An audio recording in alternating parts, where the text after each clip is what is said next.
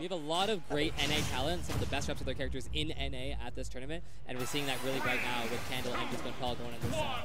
Yeah, and I mean, you know, the other heroes that have ever put up results at the same level of Beast Mode at any given time, right, in North America, there's a couple that players like BB are no longer active either, so there's even less reps of this character than there already were. Now that Accelerado Icon, you were so excited to see comes online, and the bounce. I said Accelerado, I said bounce, I said Zapple. I said all three things, in chat you saw all three things. That's crazy. Right oh my there, God. Beast Mode Paul said, you know, you're exactly correct. Yeah, it's always like I play the game, guys. What's up? Yeah, hey. Just because they play my character doesn't mean I don't know about other characters.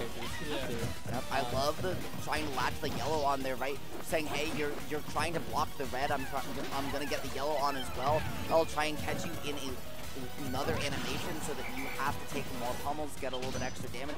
So it's gonna be a lot racked on, and Beast Mode Paul having to delay a lot of these aerials because Olimar can down tilt underneath couple of heroes rising hitboxes as well. Yes, exactly. That model shift on down tilt could be important for a Rising Fair or a Rising Fair out of shield. Excel's coming out. We are zooming. I really think it's so interesting the way that heroes will sort of feign the menu. We saw earlier Beast Mode Paul just pulled out menu and then ran up grab. You know, it's just another layer on top of that and a great forward air on the roll.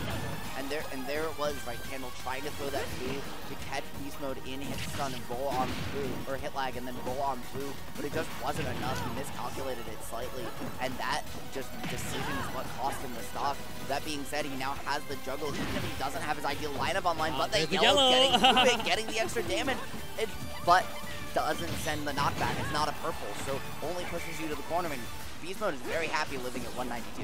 Yeah, right before you hopped on the mic, we were watching Beast Mode Paul versus Wild and using the yellow Pikmin there. And again, yellow Pikmin's a Pikmin that Olimars do not like for the most part. You just toss it off the edge. But then in certain matchups like this, you see yellow Pikmin coming off the bench getting all that play time. It definitely depends on the matchup. Yes. I think a player, you're also familiar with Hyken, Sean, Cyber 4509, now in my region in New York, you know, has told me, you know, a lot of Olimar players like the yellow in certain situations because it's a great combo extender, but it really depends on the matchup. It depends on the situation, whether you want it or whether you don't. And now, another thing that might be great is the white with the pummel. He just drifted off to outlast it. He was high enough up, and the bottom blast zone is low enough on PS2. He just waited out the sleep off stage. That was a genius sort of adaptation and just like quick thinking right there. Psych-Up is online. You don't want to hit a Pikmin right now. Back to stage in the first place, though. 8 mana running a little bit low. Great backer through the stage. This is my ledge right now. Great stuff to beat Mode Paul. And we normally don't see hero players look for that at all, right? There's not a lot. You know, you don't have the best frame data on the move, so they often feel like, you know, I'm better off just going for a mix somewhere else. But Beast Mode committing, pulling up the unexpected option, and getting a lot of mileage off of it. He is still living here. This is his second stock in the deep reds, now at 160. And Candle's inability to find these stocks finally doing so there. What's given Beast Mode Paul so many extra opportunities to build this lead. Something I want to mention. Oh, good night. Something I want to mention is the sizzle actually explodes on Pikmin. So you hit the Pikmin, and then it explodes, and the fire goes, and it just killed all the Pikmin right there. Beast Mode Paul time to go up in forward smash and snooze, and it was GG's. Snoozed in forward smash. Sorry. Yeah, those huge AoE hitboxes that you have access to as hero are just so good against Olimar because those Pikmin, and as you mentioned, are generally really small. When they latch on specific places or in the air, they're just hard to hit because they're small herb boxes. And that's why Olimar players are so good at, you know, they'll miss you when they want to miss you. They'll hit your buttons when they want their Pikmin to hit your buttons.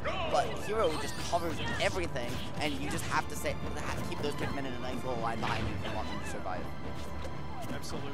Going to Hollow Bastion for game 2.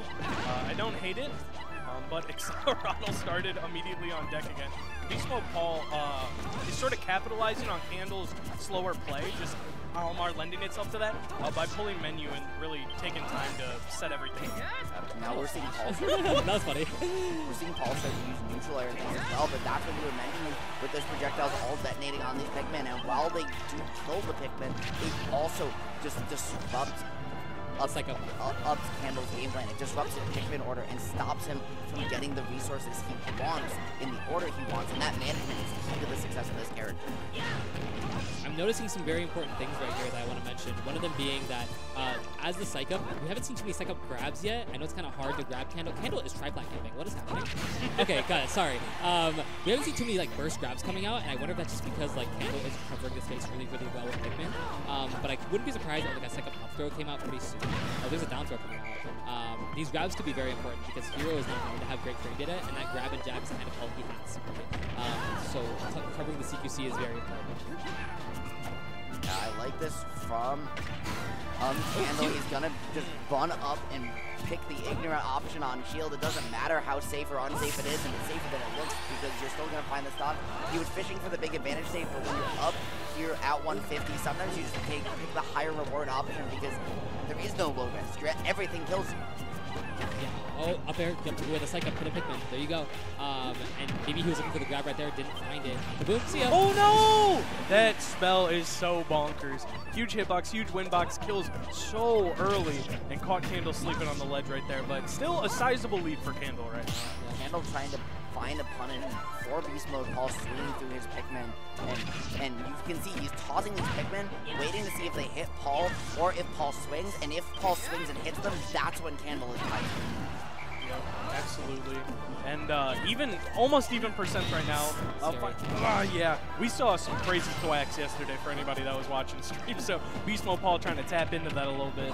Today's a different day though. Your luck could be entirely different as it was yesterday. Well, the thing is, when you main a character with RNG like this, you better be able to control the sands of time themselves.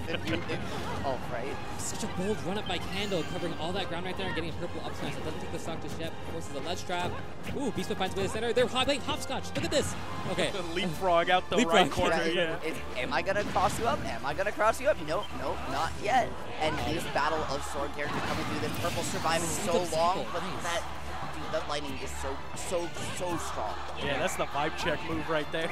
We're not at purple upload kill percent just yet. Maybe 10 to 15 more percent for Candle with no rage, but we get back to center first, buddy. You are cooked at the ledge. Yeah, bounce very good. Doesn't have to worry about any sort of smash attacks coming out right now.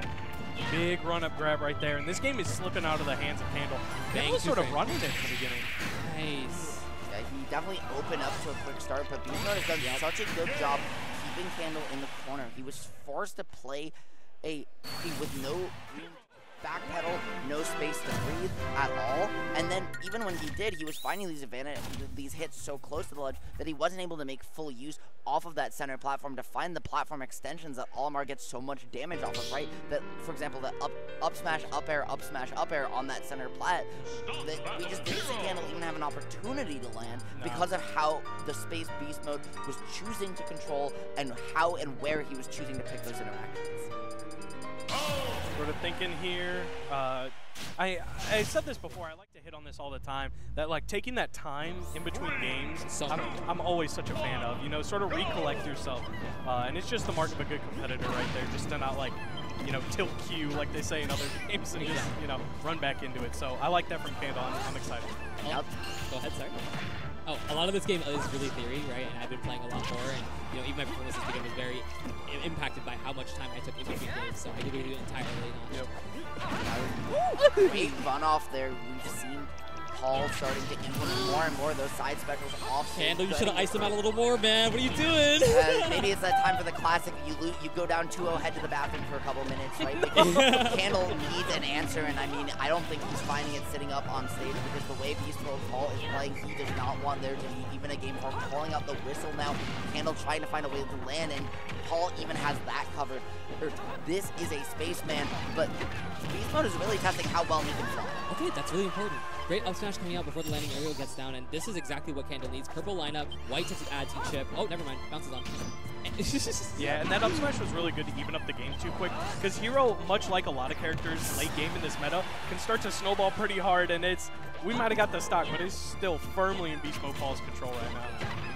Psych Up is gone immediately. Yeah, Psych Up's almost not even a factor unless you go for the grabs, not even hitting a single Pikmin. And you know, now here it is, that infamous double purple coming in, like running up close. There it is, the down smash, jab lock. Oh wow, he got the jab. The call out afterwards, catching the jump out, was trying to put you off stage without a jump between a rock and a hard place, but not going to do so and stuck without too high himself. Paul got down and found the stock just like that. Candle now back against the wall in bracket. Yeah, this is, you know, last bracket stock potentially. So Candle's going to really have to pull out all the tricks, really bunker down right here to find answers for this hero. God, I didn't realize how good bounces at kill percent, because what's really killing you besides like a purple protector? Not too much, no smash attack, no side B, no tech chases. Just really, really annoying for Olimar to deal with, it looks like. Where's that grab? Burst range coming out. Yeah, Beast Mode Paul has just been sort of on top of Candle's defensive habits in neutral, just like swinging on the dashes in, grabbing, and it's just been serving him very well this set. I love that he used the yellow F smash as a get-off me tool there, because that extra hit stun gave him some extra time to line up his next toss and find the latch for some extra movement there and close the gap just a little bit. But this bounce has been omnipresent for Beast Mode. There's a limit to the amount you can find per stock, but they've been spaced out perfectly that it feels like that bounce has been there 24/7. Yeah, no, here, Beast Mode Paul is reading the menu at a rate that is insane to see. Like, look at that. He figured it so quickly. He pulled snooze, pulled down, saw kaboom, went up again, and went down again. That was so good. Yeah. Beast Mode Paul was on the third option, and then the second option before I even realized Kaboom was on the screen, bro. Yeah. I think there's is also, insane. I know, I forget exactly the mechanics of the menu, but there's not just a limit on how many times certain things can come up on stock, but also how often certain things can come up. Yeah. So Yeah. if you read menu and don't see what you're looking for, and you